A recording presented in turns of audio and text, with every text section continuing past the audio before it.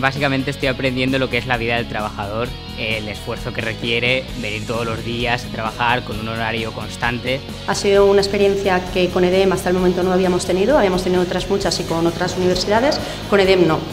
Y sinceramente para mí ha sido muy positiva, ha sido una persona que ha sido uno más del equipo, tanto a la hora de trabajar en equipo como a la hora de tomar decisiones propias, y para mí eso es muy importante. Una persona en prácticas no puede estar parada, tiene que tener iniciativa. Y es aprender pues a adaptarse a cada situación, que es algo bastante nuevo para nosotros, porque venimos con buena base de EDEM, pero necesitas ese plus que tienes que poner tú para poder desarrollarte.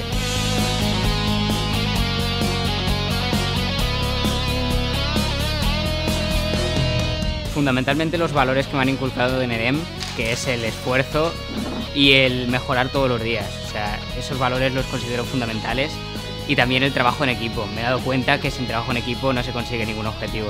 Ice Project está muy vinculada y muy arraigada a la cultura del esfuerzo, y pensamos que cualquier persona tiene que empezar desde cero. Hemos empezado con él, empezó en recepción, cogiendo el teléfono, haciendo fotocopias, pasó a cotejar facturas, albaranes y demás de nuestros proveedores, a hacer pagarés, a hacer presupuestos, y actualmente ha llegado hasta facturar, que para nosotros en administración ya es el nivel más alto que podemos tener.